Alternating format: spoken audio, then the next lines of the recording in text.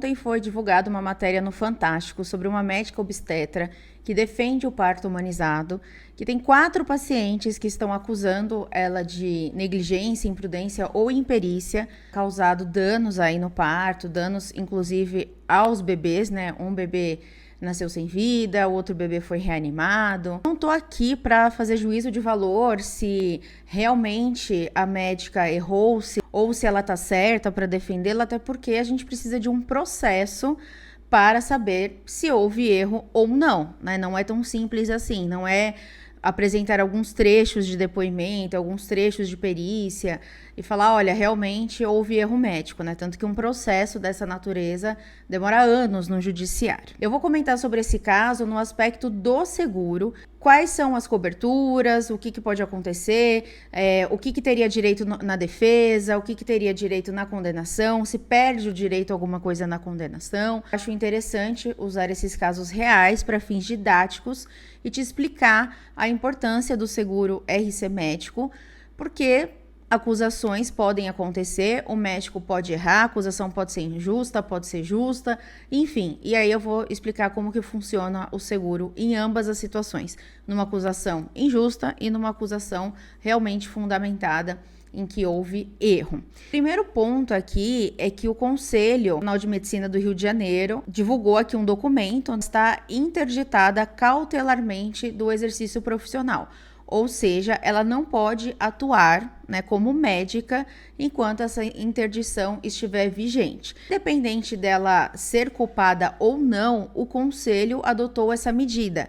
Não significa que ela foi condenada, não significa que ela vai perder o diploma, né? Enfim, tudo isso nós vamos ter de aguardar o processo ético-disciplinar do Conselho Regional de Medicina do Rio de Janeiro. E agora, já falando sobre o seguro, se é uma acusação de erro médico, tem cobertura também para a defesa no processo ético-disciplinar, ou seja, o advogado que o médico vai contratar para fazer a defesa durante esse processo ético-disciplinar tem cobertura na pólice. Ele vai receber o valor referente aos honorários. E aí já tem algumas diferenças entre seguradoras. Tem seguradora que paga um valor fechado, independente da complexidade do caso, tem seguradora que é negociado. Eu sempre oriento os corretores e os médicos a contratarem com uma seguradora que é negociado, porque esse caso em especial é bem complexo e você precisa de um advogado realmente especialista na área que não vai cobrar o honorário lá da tabela da OAB, que é para quem é recém-formado, que é o que algumas seguradoras pagam. Então é importante já nesse momento escolher a seguradora com base no reembolso dos honorários. Pela matéria, eu entendi que tem uma advogada representando 4 pacientes e que vai processar ou já ingressou com processo contra a médica pedindo indenização por danos morais, né, e eventualmente por danos materiais também, todos os danos ali sofridos por essas pacientes que elas acusam de ter sido causado pelo erro da conduta da médica. No caso do seguro, também teria cobertura para a defesa, tanto os honorários advocatícios, né, o advogado, a advogada que a médica fosse contratar, quanto um assistente da defesa, que é um perito, né, um médico, para refutar ou para explicar o porquê que a conduta da médica foi de determinada forma naquele momento. Porque por melhor que o advogado seja em direito médico, ele vai entender sobre os trâmites, sobre a legislação, mas ele não entende de literatura médica. É por isso que é importante ter a figura do perito para auxiliar na defesa. Isso normalmente tem um custo alto também, e mais uma vez a importância do seguro, que paga não só o advogado, mas paga também esse perito para auxiliar na defesa, para explicar para o juiz, porque vamos lembrar que o juiz, e quando chegar numa fase de recursos desembargadores, eles não são médicos, eles são leigos, então precisa estar muito bem explicado para eles entenderem qual foi a escolha da médica e que aquela escolha está fundamentada na boa prática da medicina, né? Também tem cobertura para as custas judiciais, porque a depender do valor do processo, as custas é um percentual desse valor, então também é um valor alto que o médico tem de pagar numa situação dessa, o seguro também cobre. Os honorários também estão atrelados à complexidade, ao valor da causa. Essa situação serão valores altos, então provavelmente o custo aí de defesa por si só já vai ficar bem alto. E nós falamos aqui de 2 hipóteses de cobertura. Na esfera administrativa disciplinar, que a gente chama no seguro, que é o processo ético-disciplinar do Conselho Regional de Medicina, e na esfera civil, que é uma ação judicial pleiteando indenização. Esse tipo de situação também poderia ter a esfera penal. Algumas seguradoras, aliás, hoje acho que a maioria, cobre também os custos de defesa na esfera penal. Então, vai poder pagar o advogado, o perito, para se defender na esfera penal. Então, um único caso pode ter complicações nas 3 esferas: administrativa, penal e civil, ok? Bom, falando sobre a condenação, se a médica for condenada numa situação dessa, realmente foi negligente ou foi imperita, né, não usou a técnica adequada e etc. O seguro cobre? Sim, o seguro cobre a indenização. Afinal de contas, é um seguro para indenizar terceiros em virtude da falha profissional do segurado, ou seja, quando ele erra, né?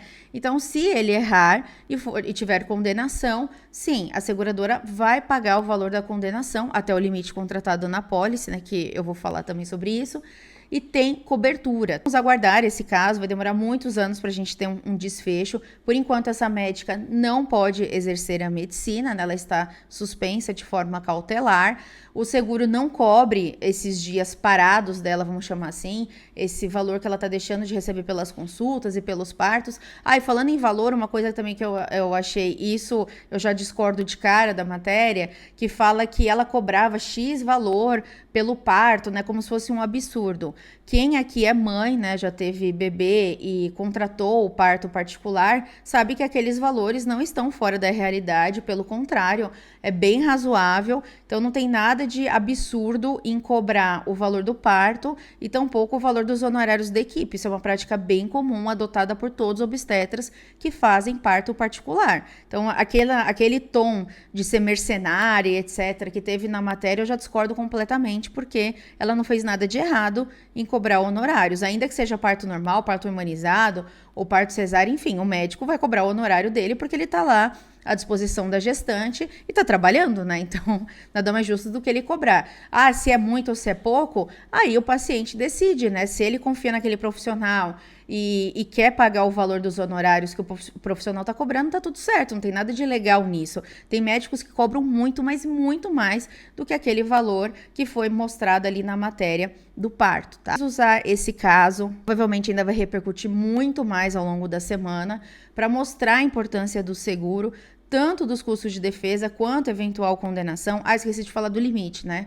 É comum as pessoas, quando contratam um seguro, contratar 100 mil, 300 mil, 500 mil. Obstetra é a área mais processada, é a especialidade mais processada na medicina, não é cirurgia plástica, é obstetrícia.